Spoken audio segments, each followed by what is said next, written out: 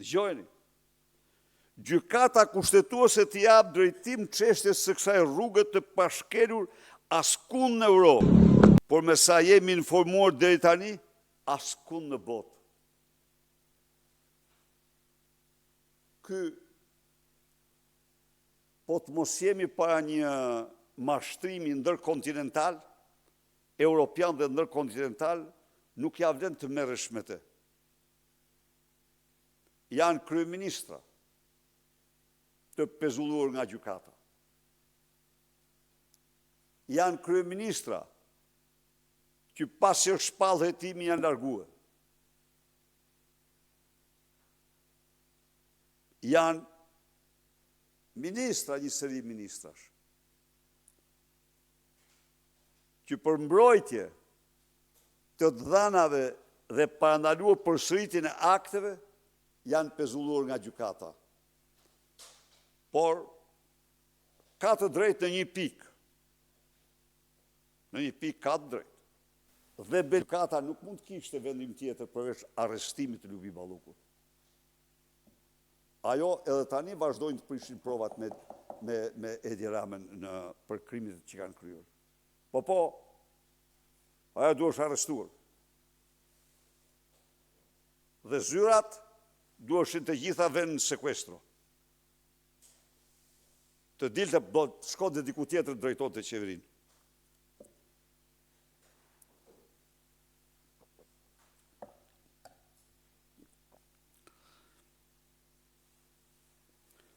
Por thot, të ndaj me ju çfarë thon Komisioni Venecias dhe Gjykata Europiane e Strasburgut për këtë çështje.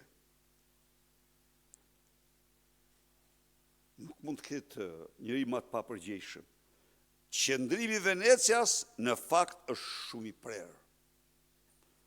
Edhe njerë, sipas tij, gjykatat nuk duhet të pezullojnë antarët e qeverisë sepse duke bërë këtë spari cenojnë balancën e pushteteve. Absolutisht mashtrim në çdo germ, në çdo fjalë, në çdo frym. Një përkufizim i tillë nuk ekziston në asnjë nga këshillimet, çështjet e trajtuara nga Komisioni Venecias.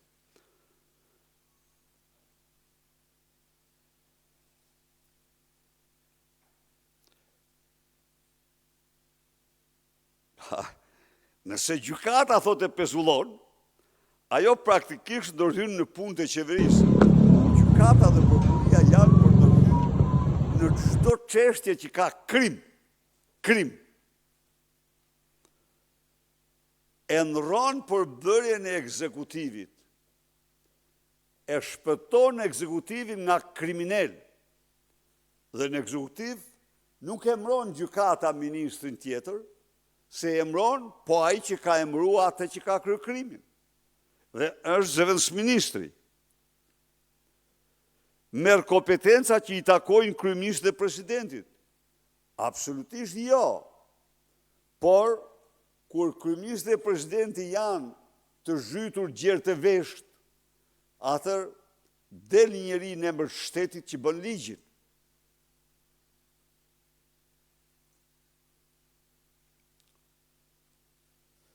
Venecia, dhe kjo konsiderohet nga Venecia, thot, shkelje e palejueshme e kufirit ndarës midis pushteteve. Të gjitha këto, Partia Demokratike do të bëjë një padi për mashtrim publik ndaj Edi Ramës. Ai do paditet që nesër për mashtrim publik para qytetarëve për këto që shkruan. Nuk ka asnjë dokument të Venecias që të thotë se pezullimi i një ministri është shkelje palejueshme e kufirit ndarës midis pushteteve.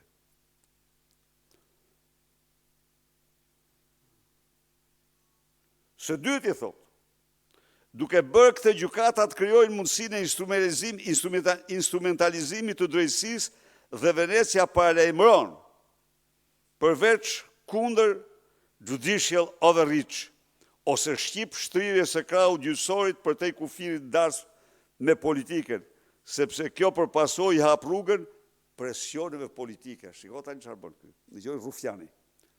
Thotë se është Erion Veliaj prapa vendimeve. E kuptoni ju? Se nuk mu thot fajnë e ka Saliu, Osman. Dhe kuptohet këtu aj akusa. Po si mund? Si mund të thot një çmendur, as njëri normal se thot të kurra. Se kjo i hap, përpasoj hap rrugën e presionit politik dhe i qeverisë. Destabilizimit institucional, destabilizim sjell vjedhja dhe vetëm vjedhja. Përkundrazi, largimi i hajdutëve i shërben stabilitetit të institucionit. Manipulimit të ekzekutivit përmes proceseve penale. Këtu i shkon gjuha tek vendi, tek dhmalla, tek vetja ti.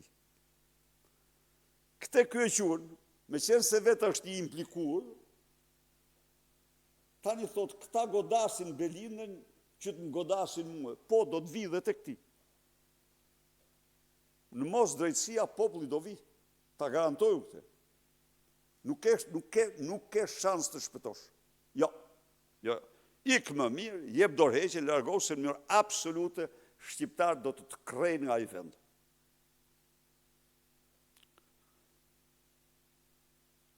Shqiptar, shpike, ministrat kanë funksione politike, jo administrative. E në gjoni çfarë flet? Ky jeri i tregon me këte, se është i aftë të përqafoj standardin e ignorancës pa dijes së plot në ato që thot. Vetëm të mbroj vetën e ti se për Belindën e kish hedhur 100 herë në lanë.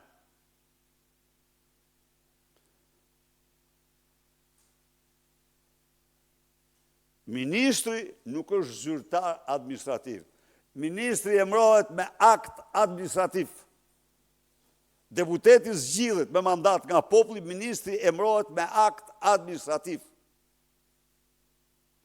Dhe ky bën një mashtrim të madh publik për cilë do shkoj përsëri në gjykat, në prokurori, si mashtrues publik.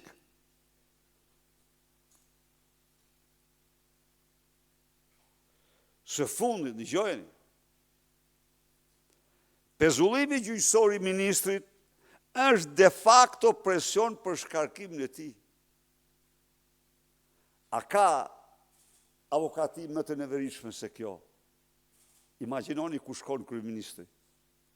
Në vend se të thot, në këtë rast kryeministri i detyruar të shkarkojë ministrin. Kur ministri sjep dorëheqje shkarkon kryeministri. Tani thot se është presion për shkarkimin e tij. Pra ata që kanë standarde dhe etike, morale, a kjo është sigurisht detyrim për largim. Nuk pezullohet një individ, mashtrim publik, por pezullohet krejt vendimarrja për një apo shumë sektor në ministri. Jo, ka zëvendësministra që mbulojnë sektorët. Dhe që në momentin që ministri nuk është në detyrë, marrin automatikisht detyrimet e tij. Dhe kjo, thot, është këmbë e krye jo kushtetuese. Ky s'ka njëri, ky është i trallisur në Afrika, nga të merri. Atëherë që në kanë zëvendësministrat jo kushtetues, që në kanë zëvendësministrat jo kushtetues, pra ky s'din ç'flet. Komisioni Venecias mashtron ky, ka theksuar shprehimisht një prej parimeve të demokracisë parlamentare është që qeveria mund të shkarkohet vetëm nga organet politike, jo nga organet gjyqësore. Ministri nuk është qeveria, është një ministër. Është një ministër. Pse shkarkohet një ministër nuk është të vërtet që shkarkohet qeveria. Absolutisht. Dhe është të vërtet, unë nuk ditë këtë thonë ku, po është e vetë kuptueshme. Nuk shkarkon gjyqësori një qeveri. Qeverinë e shkarkon ata që i kanë dhënë mandatin, po ky është një mashtrim, por ministri nuk është qeveria.